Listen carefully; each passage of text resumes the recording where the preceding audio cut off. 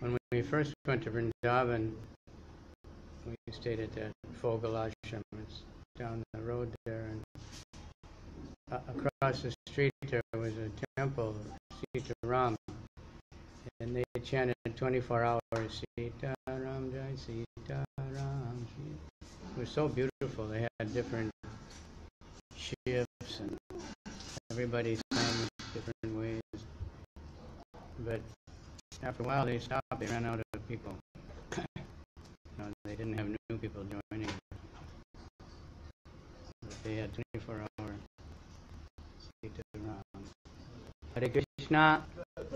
It's not working.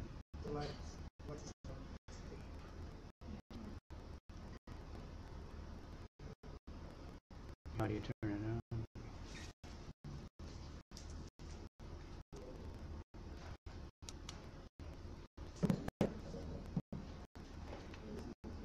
Anyway, the pastimes of Ram are most charming. And the important thing is he was showing perfect government. Everybody was happy in the Ram-Raj.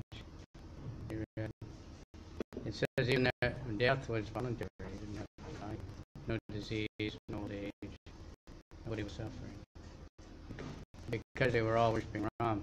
Prabhupada says we can bring that if everybody would take up the Sankirtan movement.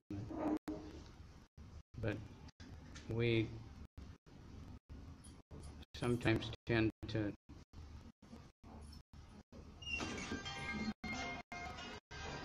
think that there's other ways to make life better by material improvements.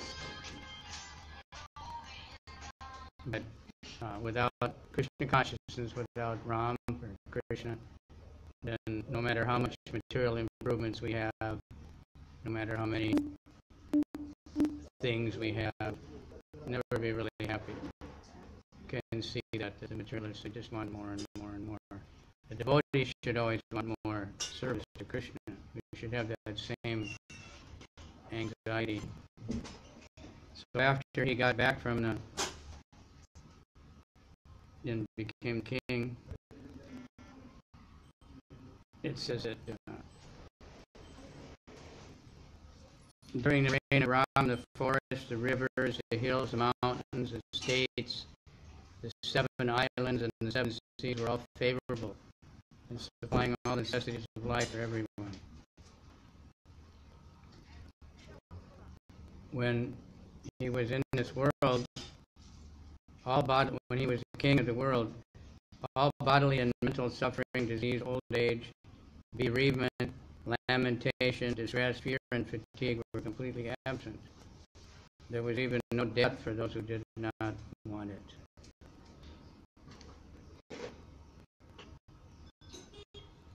That means, that this is the power of Ram.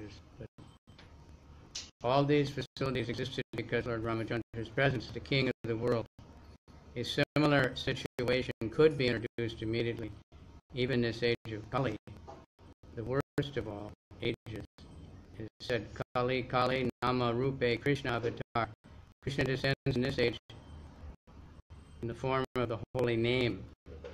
Hare Krishna, Krishna Krishna, Hare Hare, Hare Rama, Rama Rama, Hare Hare. If we chant offenselessly, Ram and Krishna are still present in this age. The kingdom of Ram is immensely popular and beneficial, and the spreading of this Hare Krishna movement can immediately introduce a similar situation even in Kali Yuga. We have to have faith. And, like Sita, when Ram was into the forest, Sita wasn't. And she said, I want to go with you. Her feet had never touched the ground. Lived in the palace. Always completely taken care of. Pampered. And he said, it's very dangerous and you have to wear the tree bark. Kaikeyi had the tree bark dress all ready for Sita.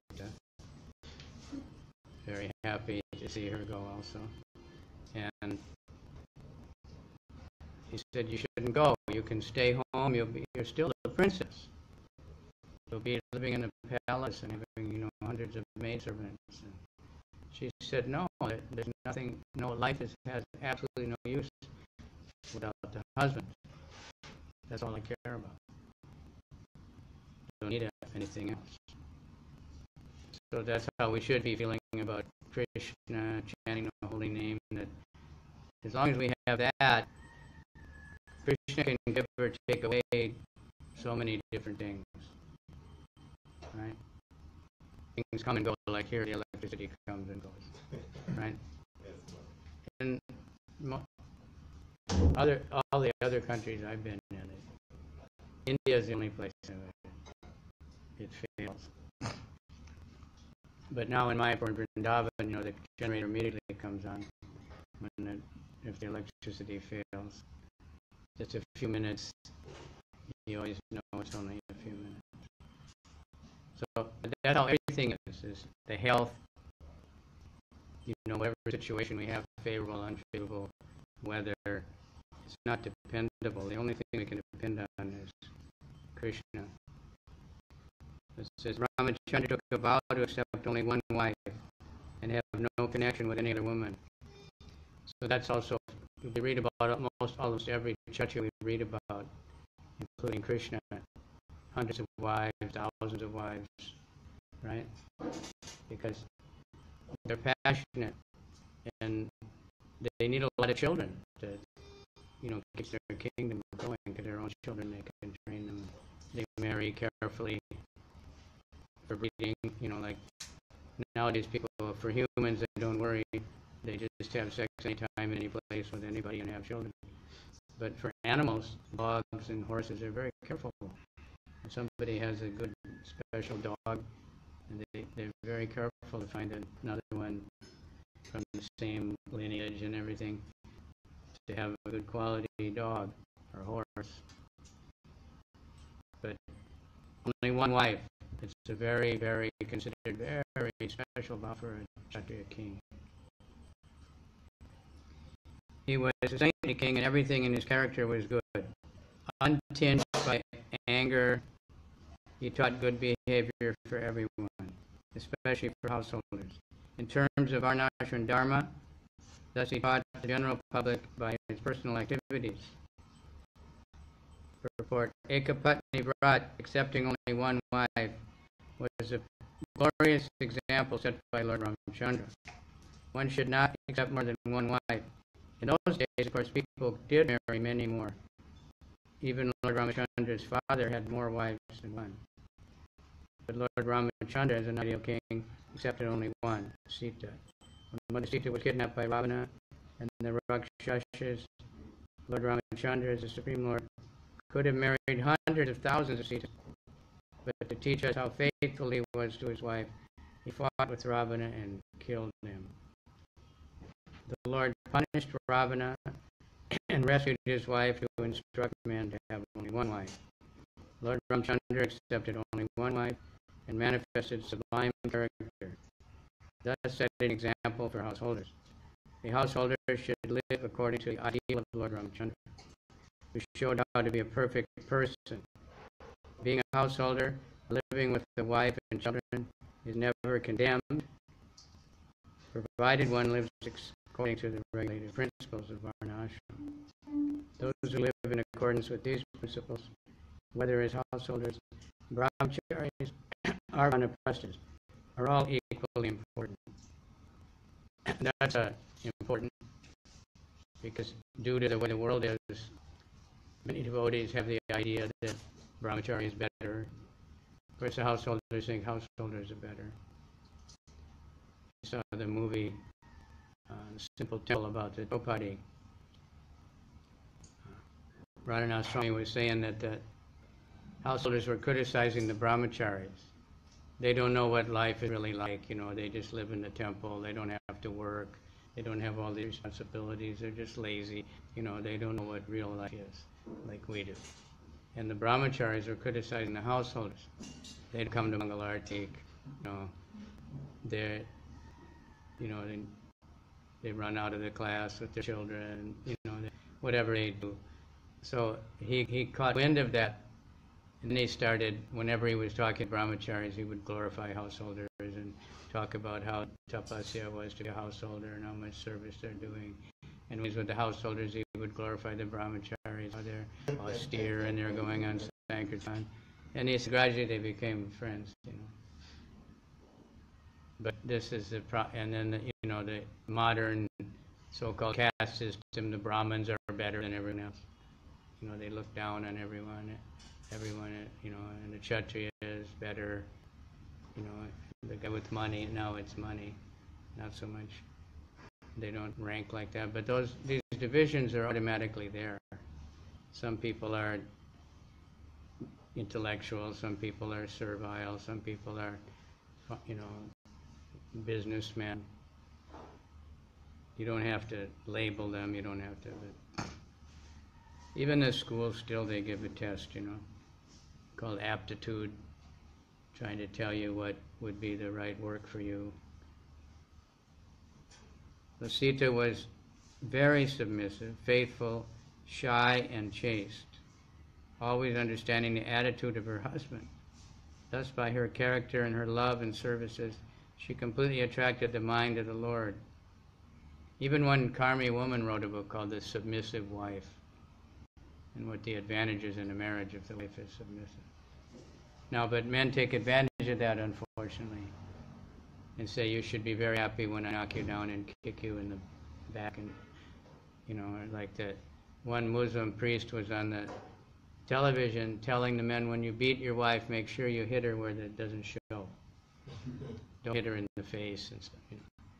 Hit her on the body, so nobody will know about it. So this is a terrible thing. But understanding the mood, you know, and being submissive. So she was teaching. Of course, not everybody has a husband as great as Ram, but or a wife as great as Sita. But if you ever seen a Hindu wedding, may this couple be like Sita and Ram, may it be like Shiva and Parvati, can they be like Indra and Sati? They list off all the glorious marriages in the Vedic history, meaning that, you know, they'll love and respect and take care and be concerned about each other. In any relationship, Ramchandra, if he heard someone in the kingdom was against him, he had the power, he could kill anybody, ostracize anybody, and nobody would say anything. But he would think, how can I act in such a way to make this person happy? Very important. So she's the ideal wife. Combination makes family life happy. Yad yadacharati shestas. By example. If the kings or leaders of the brahmanas and teachers would set forth the examples we receive from Vedic literature, the entire world would be heaven. Indeed, there would be no longer hellish conditions. Thus end the Bhaktivedanta purport to the 9th canto, the pastimes of Lord Ramchandra. Then Sukadev said, the Supreme Lord accepted an acharya and performed yagyas with opulent paraphernalia. He worshipped himself, for he is the Supreme Lord. Just like pouring water on the root of a tree, feeds the whole tree.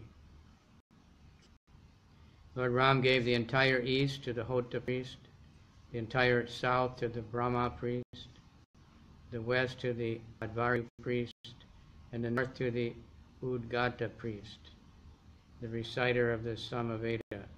He donated his whole kingdom. Thereafter, thinking that because the Brahmanas have no material desires, they should possess the entire world, Lord Ramachandra delivered the land between the east, west, north, and south to the Acharya. After giving everything in charity to the Brahmana, Lord Ramachandra retained only his personal garments and ornaments, and similarly Sita, the queen, left with only her nose ring, dressed, of course. But No more jewelry or anything. All the Brahmins who were engaged in various activities of the sacrifice were very pleased with Lord Ramchandra, who was greatly affectionate and favorable to the Brahmanas. Thus, with melted hearts, they returned all the property received from him and spoke as follows.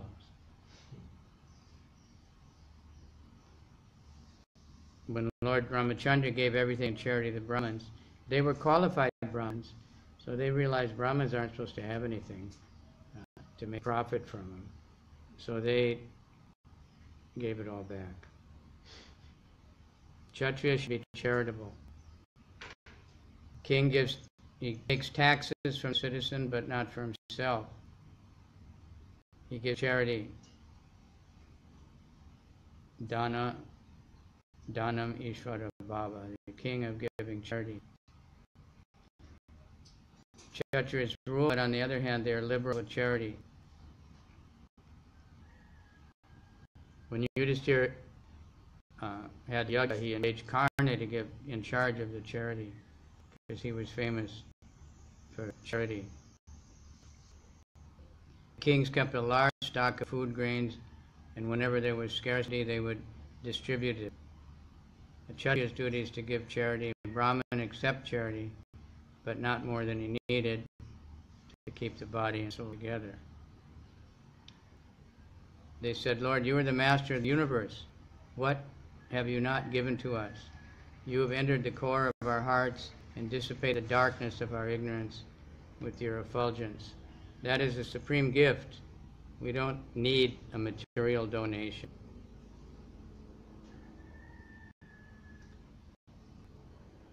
That's a Brahmana. You can't bribe a Brahmana. Nowadays, of course, Brahmanas have a list of prices for different yagyas, right? And they teach the people that if you don't have the Brahmana do this yagya, you're going to go to hell, your daughter's marriage won't work, your father's soul will not go to heaven unless you pay us. Very terrible. We were talking to the school teacher there in Dawson. It's not like you had to, give some flowers to me or something, and saying how you give a gift to the teacher. So I was saying in America they used to say an apple for the teacher. The student would bring, apple is supposed to be the really good fruit. But I never saw any student do that, But traditionally, see, the teacher only lived by whatever the students gave him without asking for anything, the Brahmana. They would teach even if they didn't get anything, any number of students. If they got more than they need, they give it all away. At night, they don't keep anything. If they had any water even left at night, they give it away before sleeping. Now, then it changed, even in India, in Chanakya Pandit's time, I started paying the teachers to become a job. So then the students, the teachers are teaching for pay, then they go on strike. They want more pay. And the students don't care about the teachers. So, they're trying to think how to inspire the devotees for Sankirtan and book distribution. Actually, the only thing that works is when they understand that these books are the most valuable thing and these people need them. Then a devotee will just work day and night, whether he gets a new car or a new watch or a cell phone, or he doesn't care. He just wants to help the people, whatever way he can. But if we think we have to pay someone, we have to bribe them, we have to, like the donkey, they dangle a carrot, right? You know that? They do that here? Or the horse, they put some kind of harness with a stick, and then they put some carrot hanging in front. The animal's walking all day trying to get it, but whenever he moves, it moves also. Like a mirage. At the end of the day, they give it to him. So when Dhruva was offered a benediction by the Lord, he said, I'm fully satisfied. I don't need any material benediction. When Prahlad was offered a benediction, he also refused to accept it. Said a devotee should be like not like a mercantile man who wants something in change for his service. If one is a devotee for material profit, is not a pure devotee. Brahmins are enlightened by the personality of Godhead within the heart. And because the Brahmins and Vaishnavas are always directed by they're not greedy for material wealth. What is absolutely necessary they possess, but they do not want an extended kingdom. For example, of this was given by Vamandev. Acting as a brahmachari, Lord Vamandev wanted only 3 paces of land. Aspiring to possess more and more for personal sense gratification is simply ignorance, and this ignorance is conspicuous by its absence from the heart of a Brahmana or a Vaishnava. So there's so many other examples. I just read one yesterday, I forget the name. Same thing, Krishna was offering benedictions. He said, I don't want, no, all I want to do is glorify you. All I want to do is remember you, serve you. Don't give me any other benediction, it'll just distract me. That's what devotees. So are we still scheduled for the television today? Huh? So we better move? Is that right? Huh? Okay. Thank you very much. Premnath Nitai and Tulsi Maharani. How's she watching on the Facebook Live? Where is she?